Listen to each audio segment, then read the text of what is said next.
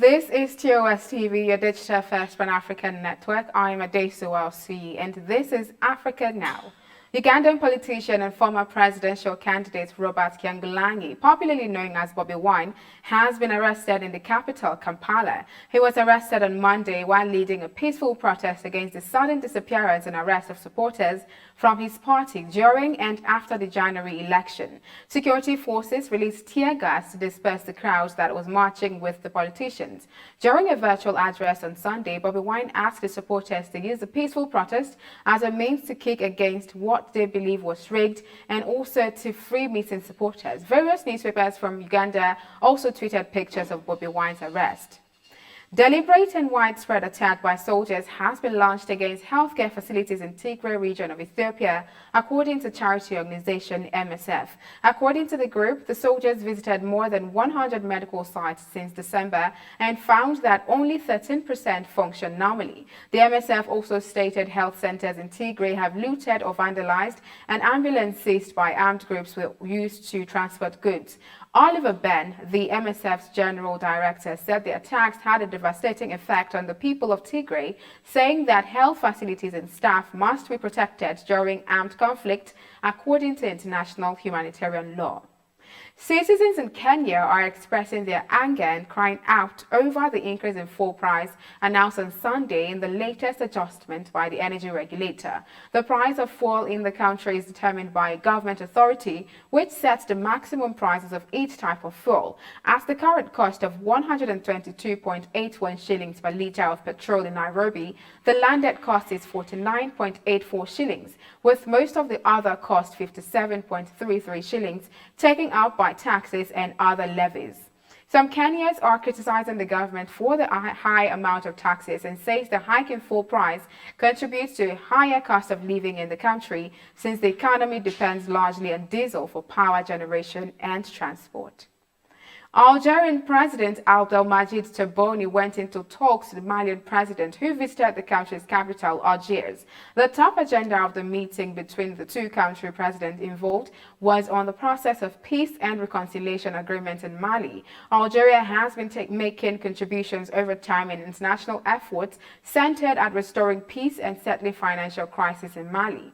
Meanwhile, Algerian president noted that Algeria will maintain expansion in Africa and outside Africa, but will not send Algeria's soldiers to Mali. This is your digital first Pan-African network, TOS TV network. You're watching Africa Now. More stories across Africa after the break. Do stay tuned.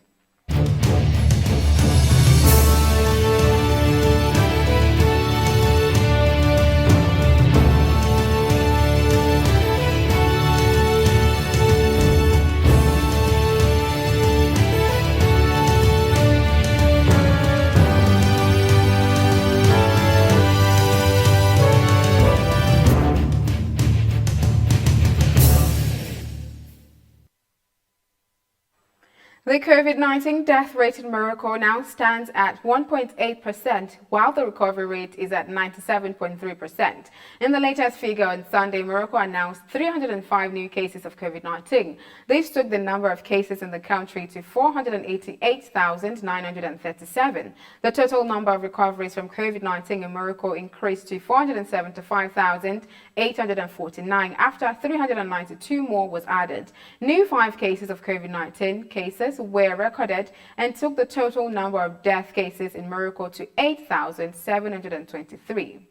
A second round of voting for legislative election was held under tight security in the Central African Republic on Sunday. Violence and allegation of insecurity interrupted the first round of the election on the 27th of December. This left out 118 out of 140 seats to be filled in the National Assembly. Sunday's election in the Central African Republic was done amid increased security. The United Nations Security Council had earlier given an approval for additional deployment of nearly 3,700 military and police personnel to its peacekeeping force in the country. Over the past 2 months, armed forces of Central African Republic, with support of the UN mission in the Central African Republic, have managed to regain control of several cities from rebel groups. Report has it that a court in the Malian capital of Bamako has dropped proceedings against Amadou Sanogo. Amadou Sanogo was a former coup leader who proclaimed himself the leader of the National Committee for Recovering Democracy and Restoring the State. Sanogo was accused of killing 21 elite soldiers in a 2012 coup. The court, which did not issue a verdict, also ended proceedings against 15 other defendants as it pointed a 2019 reconciliation law that gives amnesty or pardon for specific crimes that happened during the 2012 crisis.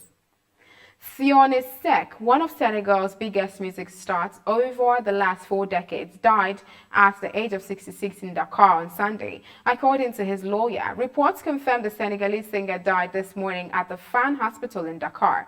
In the 1970s, he sang in the orchestra Baobab, known for playing a mix of Afro-Cuban salsa and traditional Senegalese music. Tributes poured in after his death was announced, with the former mayor of Dakar, Khalifa Sali, paying tributes to the true monument of Senegalese music. Senegalese media reported that Seck was to be buried in a cemetery in the Dakar area of Yoff on Sunday afternoon. This is your digital first Pan-African network, TOS TV. You're still watching Africa Now. Up next, business and sports.